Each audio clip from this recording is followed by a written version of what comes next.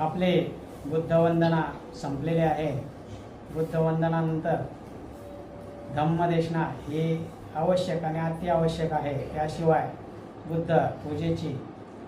बुद्धपूजेचा समारोप होत नाही। म्हणून आपण आज बुद्धवंदना झाल्यानंतर धम्मदेशना घेणार आहोत आणि त्यानंतर शरणत्याय घेऊन आपला कार्यक्रम संपणार आहोत।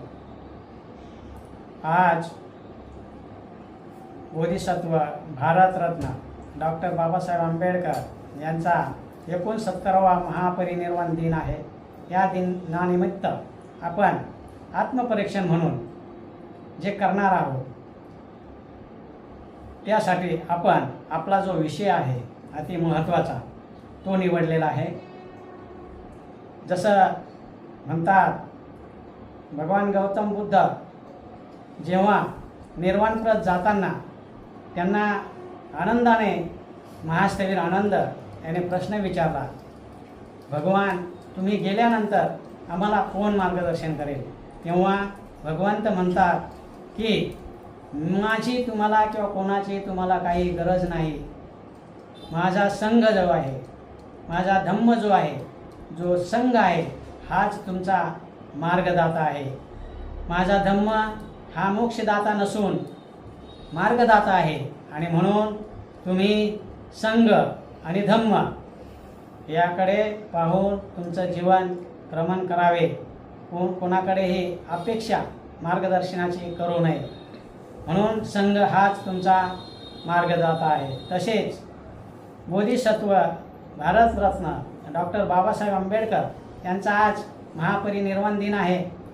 मग आपल्याला प्रश्न पडतो की बाबासाहेब गेल्यानंतर आपल्याला पुढे कोण मार्गदर्शन करणार? परंतु भगवान बुद्धाप्रमाणेच बोधिसत्व भारतरत्न डॉक्टर बाबासाहेब आंबेडकरांनी एकूण त्यांच्या पूर्ण जीवनामध्ये अत्यंत धावपळीचं आणि कष्टाचं जीवन असतानाही एकूण त्यांनी 22 ग्रंथ स्वतःच्या हाताने लिहिलेले आहेत। त्यात प्लस अधिक अनेक लेख, भाषणे आणि त्यांचे काव्ये प्रसिद्ध आहे।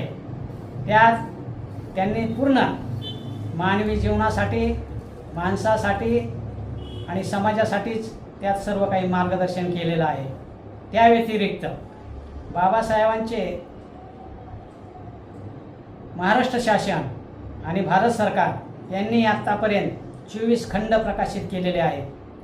अधिक ते 22 आणि अधिक हे 22 एकूण आज रोजी 44 ग्रंथ त्यांचे प्रसिद्ध आहेत। शिवाय त्या व्यतिरिक्त इतर विचारवंत आणि विद्वानांनी लिहिलेले लाखो ग्रंथ आहेत। आणि म्हणून कमीत कमी आपल्याला मार्गदर्शन म्हणून जसं बुद्धाचा संघ हा मार्गदाता आहे, तसाच बोधिसत्व भारतरत्न डॉक्टर बाबासाहेब आंबेडकरांचे ग्रंथ हे आपल्याला मार्गदाता म्हणून आहेत। आणि म्हणून आपण आपल्या बोधिसत्व या प्रतिष्ठानामार्फत त्याच्या अंतर्गत आपले अनेक कार्यक्रम असतात। त्या कार्यक्रमांतर्गत आपला एक कार्यक्रम आहे बोधिसत्व भारतरत्न डॉक्टर बाबासाहेब आंबेडकर ग्रंथ वाचन आणि निरूपण। आपल्या त्या कार्यक्रमामध्ये आपण त्यांचे एकूण 22 ग्रंथ आहे। भगवंताचे 400, भगवान बुद्धांचे 400 ग्रंथ आहेत। आणि त्यापैकी आपल्याला एक ग्रंथ जरी घेतला आणि त्याचं वाचन करून विश्लेषण केलं, तो बाबासाहेबांच्या विचाराने त्यांना समाजाप्रती काय इच्छा होती, समाजाला काय समजून सांगायचं होतं, त्या ग्रंथात त्यांनी दिलेलं आहे। परंतु त्या ग्रंथाचं वाचन आणि विश्लेषण निरूपण होत नाही। म्हणून बाबासाहेबांना काय सांगायचं आहे ते समाजाला समजायला तयार नाही। म्हणून कमीत कमी आपल्या परीने आपला खारीचा वाटा म्हणून आपण त्या ग्रंथाचं वाचन करून त्याचं विश्लेषण आणि निरूपण करणार आहोत।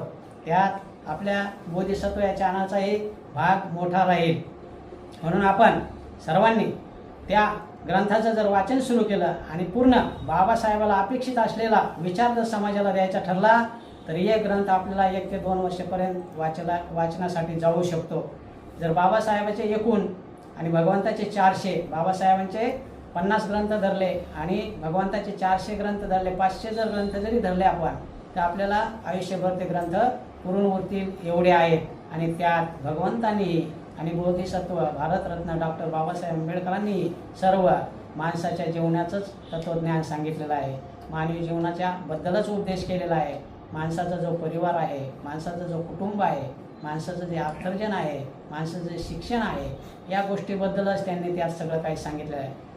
भगवंताच्या ग्रंथामध्ये किंवा बोधिसत्व डॉक्टर बाबासाहेब आंबेडकरांच्या ग्रंथामध्ये कसल्याही कथा किंवा व्यथा किंवा कोणतेही असं मनोरंजनाचा कोणतीही गोष्ट नाही. त्यात सर्व मानवी जीवनाचे विचार सामावलेले आहेत आणि म्हणून आपण ते सगळे समजावून घेऊन आपण आपल्या भावी पिढीसाठी ती एक संस्कार आणि संस्कृती परंपरा निर्माण करून दिली तर भावी पिढीला ती परंपरा जोपासण्यास सोपं जाईल.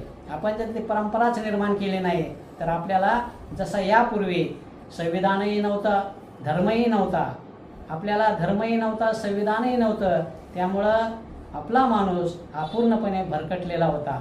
माणसाचं जीवन जर स्थिर आणि स्थावर करायचं असेल, माणसाचं जीवन जर स्थिर आणि स्थावर करायचं असेल तर प्रथम त्याला धर्माची अत्यंत गरज आहे. त्याच्यानंतर त्याला जो ज्या समाजात राहतो त्यासाठी संविधानाची अत्यंत गरज आहे. म्हणून संविधान, संहिता आणि धर्म हे माणसाच्या जीवनासाठी आत्ता आवश्यक आहेत. आणि बाबासाहेबांनी आपल्यालाच नाही तर पूर्ण भारत देशाला तो धर्म, तो धम्म आणि ते संविधान दिलेलं आहे. भारत स्वतंत्र होण्यापूर्वी या देशाला संविधानही नव्हते आणि धर्मही नव्हता. जे संविधान आणि जे धर्म होता त्या धर्मामध्ये आणि त्या संविधानामध्ये माणसाबद्दल, माणसाच्या कुटुंबाबद्दल, माणसाच्या जीवनाबद्दल कसलीही काळजी घेण्यात आलेली नव्हती. आणि म्हणून तो भारतीय माणूस सैरभैर होता, दुःखी होता आणि त्याच्यामुळं त्या कारणाने तो पारतंत्र्यात गेलेला होता आणि तो अजून खचून पिचून दरिद्री अवस्थेत गेला.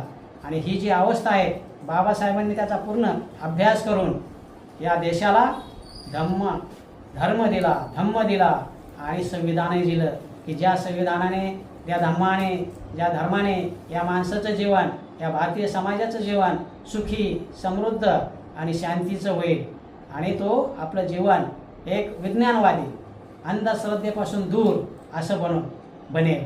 बाबासाहेबांचा विचार जर आपण ऐकला, वाचला तर त्यातून प्रेरणाच मिळते. प्रथम प्रेरणा बाबासाहेबांतून जी मिळते ती मिळते शिक्षणाची. माणसाचं जीवन हे सगळं त्याला मिळालेले शिक्षण आणि संस्कार यावर अवलंबून आहे. आणि म्हणून त्या माणसाला बाबासाहेबांनी शिक्षण आणि संस्कार या दोन्ही गोष्टी प्रदान केलेल्या आहेत. आणि म्हणून सगळ्या जगातील लोक, अमेरिका असो, इंग्लंड असो, कोणताही देश असो, ते आपल्या विद्यार्थ्यांना शिक्षणाबाबत प्रेरणा देताना बाबासाहेबांचं नाव घेतात आणि बाबासाहेबांचेच ग्रंथ वाचायला सांगतात. आणि म्हणून बाबासाहेबांची प्रेरणा ही प्रथम जी देते ती शिक्षण घ्या आणि धम्म घ्या, जेणेकरून तुम्ही शिक्षण आणि संस्कार याच्या जीवनाशी तुम्ही समृद्ध व्हाल आणि आपल्या भावी पिढीला योग्य मार्गदर्शन देता. यानंतर आपला कार्यक्रम हात जोडून, छातीवर हात ठेवून शांतपणे बसा. शरणत्य घेवा. नथी मे शरणं गयं, बुद्धो मे शरणं वरं, एतेन सत्यवचेन होतु मे जयमङ्गलम्. नथी मे शरणं गयं, धम्मो मे शरणं वरं, एतेन सत्यवचेन होतु मे जयमङ्गलम्. नथी मे शरणं गयं, संघो मे शरणं वरं, एतेन सत्यवचेन होतु मे जयमङ्गलम्. साधु साधु साधू. शेवटी जय भीम म्हणायचं. जय भीम.